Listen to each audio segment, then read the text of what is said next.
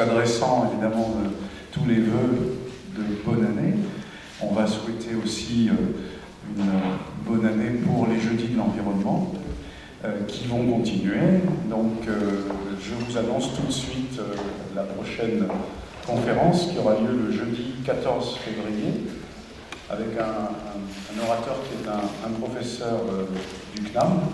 Ce n'est pas toujours le cas, c'est même rarement le cas, on fait appel surtout à des gens extérieurs, mais là c'est Jérôme Salomon, qui est spécialiste des maladies infectieuses et de santé publique, et qui parlera de la résistance aux anti-infectieux. Doit-on craindre le retour de l'ère pré-antibiotique? La résistance, le thème c'est la résistance aux antibiotiques. Et le débat sera animé par mon collègue que vous connaissez bien, le professeur William Dable, qui fait partie avec moi du groupe des 4 professeurs qui programmons les conférences avec l'aide de Nicole Corsin qui est là. Voilà. Ensuite, au mois de mars, il n'y a pas de séance puisque ça tombe un peu dans la période des vacances. Et en avril, on aura quelque chose sur le Grand Paris, le projet Grand Paris qui nous sera présenté par quelqu'un plutôt de la sphère politique, on va dire. Donc, peut-être un débat qui sera animé. On en a connu quelques-uns sur des sujets comme celui-là. Voilà.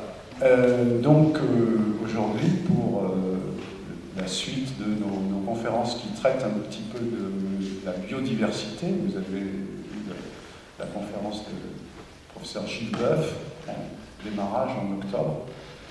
Donc il parlait de l'océan. Aujourd'hui, on va s'intéresser donc aux abeilles.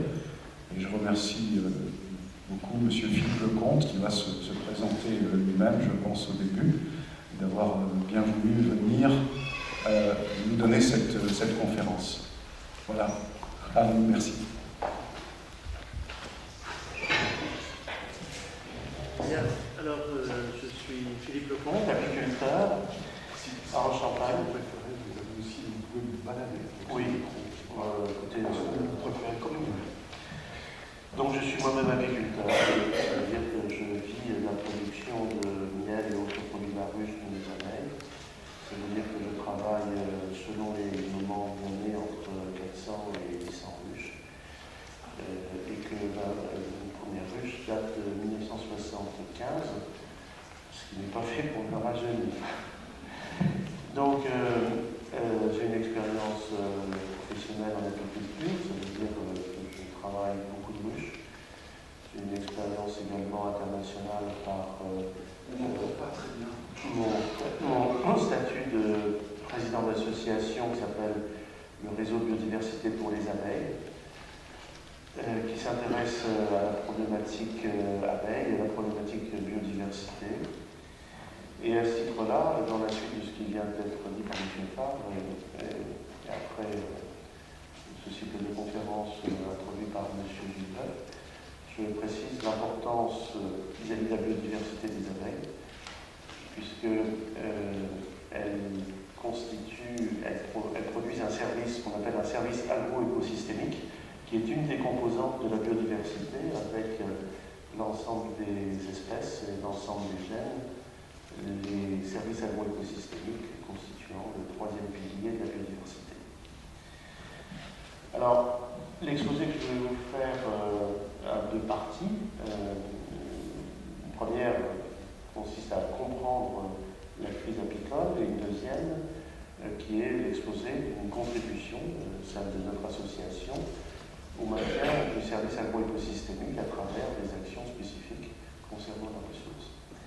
Et de manière préliminaire, je voudrais situer l'importance de l'apiculture, des abeilles et des services de la pollinisation, en vous disant que l'an passé, il y a 2 ans, le service global a été chiffré dans le monde, pour le monde entier, à environ 150 milliards d'euros. On parle d'une vingtaine de milliards d'euros en Europe et de 2 milliards d'euros en France. Alors sur quoi repose le service de la pollinisation? Sur le fait que les végétaux ont différentes stratégies pour se multiplier et que la pollinisation, la fécondation d'une fleur, d'un gamète femelle par un gamète mâle, passe par plusieurs stratégies possibles. Une qui est celle du vent, l'utilisation du vent, c'est la pollinisation anémophile. D'autres, comme la pollinisation par les insectes, c'est la pollinisation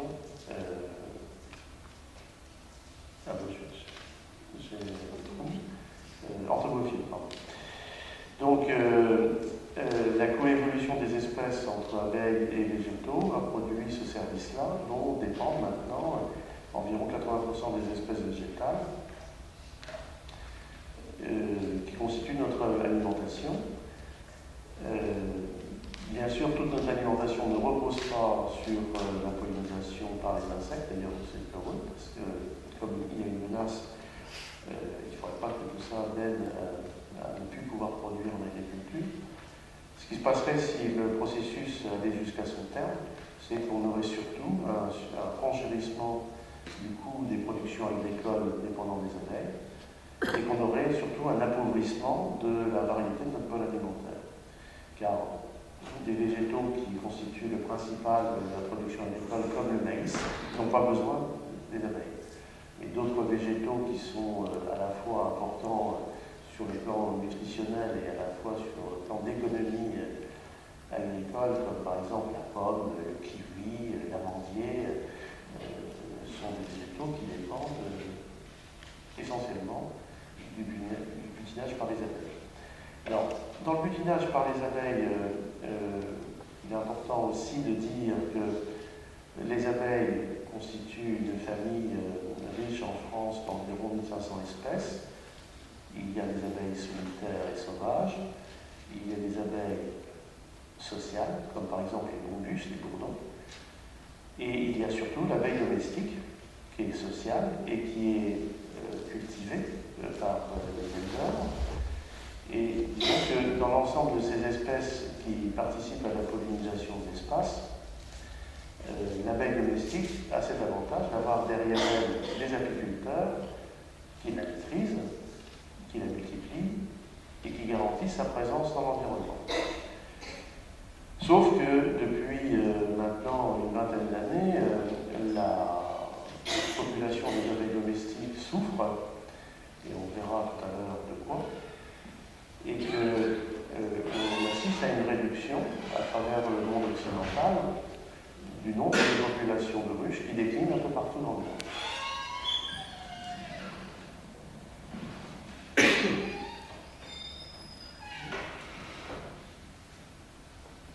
Alors, le contexte général de cette crise apicole.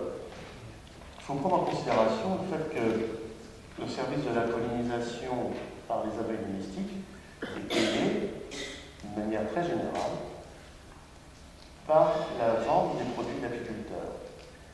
Il y a des cas où ce n'est pas le cas, où on vend du service de la pollinisation, mais ce sont des cas qui sont marginaux à l'échelle du service global de la pollinisation.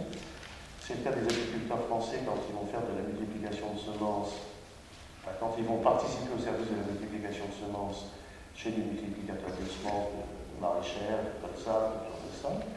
C'est le cas également, par exemple, des apiculteurs américains qui transhument leurs ruches en Californie sur les champs d'amandiers qui dépendent essentiellement de cette présence de pollinisateurs, dont la récolte dépend essentiellement de la présence de ces pollinisateurs.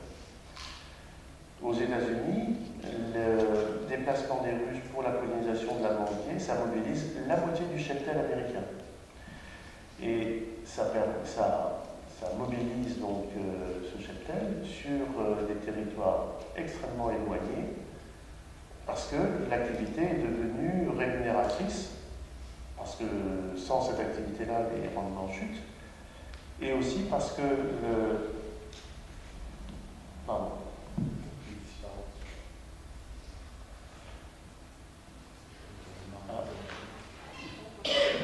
parce qu'également l'économie de la production du miel et des produits de la ruche, aux États-Unis comme partout ailleurs dans les pays occidentaux, est concurrencée par la production mondiale et en particulier la production chinoise.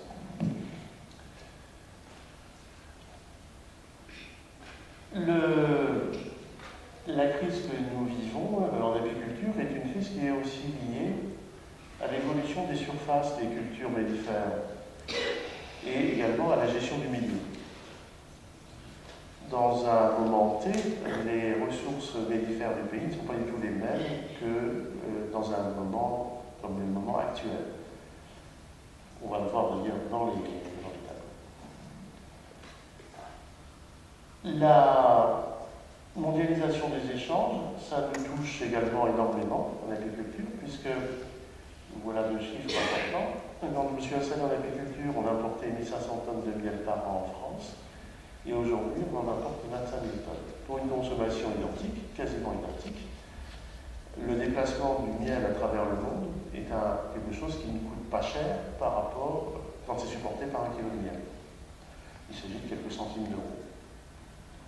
Donc ces déplacements de zones de production, ça affecte évidemment aussi les services rendus par